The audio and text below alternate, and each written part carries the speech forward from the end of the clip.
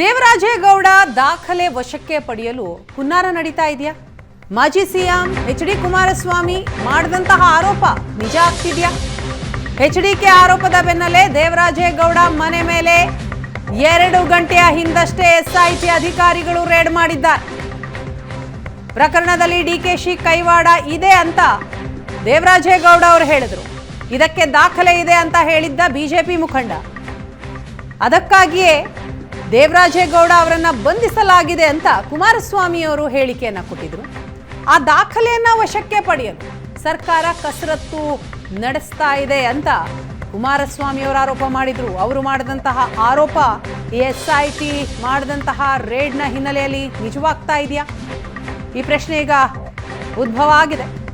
ಆ ದಾಖಲೆಯನ್ನ ವಶಕ್ಕೆ ಪಡೆಯಲು ಸರ್ಕಾರ ಕಸರತ್ತು ನಡೆಸ್ತಾ ಇದೆ ಅಂತ ಕುಮಾರಸ್ವಾಮಿ ಅವರೇ ಹೇಳಿದರು. ಎಚ್ಡಿಕೆ ಆರೋಪದ ಬೆನ್ನಲ್ಲೇ ಈಗ ದೇವರಾಜೇಗೌಡ ಮನೆಯಲ್ಲಿ ಎಸ್ಐಟಿಯಿಂದ ತಲಾಶ್ ನಡೆದಿದೆ. 4 ಜನ ಒರಿಜಿನಲ್ ಯಾರಿದ್ದಾರೆ ಪೆನ್ ಡ್ರೈವ್ ಬಿಟ್ಟವರು ಅದರಲ್ಲಿ ನಿಮ್ಮ ಕಾಂಗ್ರೆಸ್ ಅಭ್ಯರ್ಥಿನೂ ಇದ್ದಾನಲ್ಲಿ.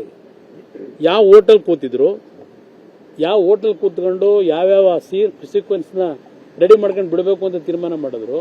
ನಿಮ್ಮ ಕಾಂಗ್ರೆಸ್ ಅಭ್ಯರ್ಥಿನೂ ಸೇರ್ಕೊಂಡಿದ್ದಾನೆ ಅದರಲ್ಲಿ. ಈ ದೊಡ್ಡ ತಿಮ್ಮಿಂಗಲ ಅಂದ್ರಲ್ಲ, ಆ ತಿಮ್ಮಿಂಗಲ ಹಿಡಿದ್ರೆ ನಿಮ್ಗೆಲ್ಲ ಹೊರಗೆ ಬರ್ತದೆ. ಆ ತಿಮ್ಮಿಂಗಲ ಇಟ್ಕೊಂಡ್ಬಿಟ್ಟು ಸಣ್ಣ ತಿಮ್ಮಿಂಗಲ ಎಲ್ಲಿ ಹಿಡಿಯೋಕಾಯ್ತದೆ ನೀವು? ಆ ದೊಡ್ಡ ತಿಮ್ಮಿಂಗಲ ಎಲ್ಲ ಹಿಂದಾಕಿದೆಯಲ್ಲ, ಅದರಿಂದಲೇ ಅದಕ್ಕೆ ಹಿಡಿತಾ ಇರೋದು ನಾನು. ಆ ದೊಡ್ಡ ತಿಮ್ಮಿಂಗಲ ಸರ್ಕಾರದಲ್ಲೇ ಇದ್ದಾಗ ಎಲ್ಲಿ ಹಿಡಿತೀರಿ ನೀವು ದೊಡ್ಡ ತಿಮ್ಮಿಂಗಲನ? ಅದಷ್ಟೇ ಅಲ್ಲ, ಈಗ ದೇವರಾಜೇಗೌಡ್ರದ್ದೇ ನಿಮ್ಗೆ ಹೇಳ್ಬೇಕು ಅನ್ನೋದಾದ್ರೆ, ನಾನೇನೋ ಅವ್ರ ಪರ ವಕೀಲ ವಹಿಸ್ಕೊಂಡೆ ಅಂತ ಅಂದ್ಬಿಟ್ಟು ಅನ್ಕೋಬೇಡಿ.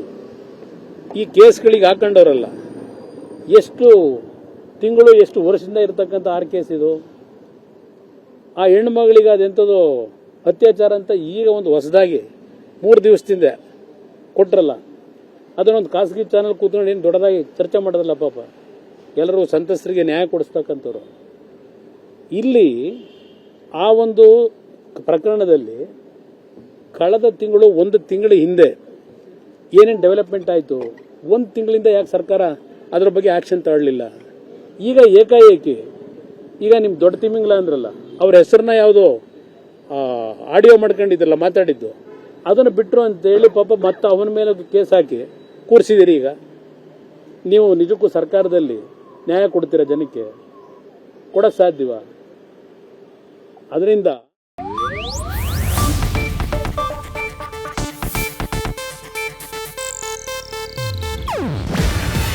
ಇದು ಏಷ್ಯಾನೆಟ್ ನ್ಯೂಸ್ ನೆಟ್ವರ್ಕ್ ಪ್ರಸ್ತುತಿ. ನೀವು ನೋಡ್ತಿದ್ದೀರಾ ಏಷ್ಯಾನೆಟ್ ಸುವರ್ಣ ನ್ಯೂಸ್.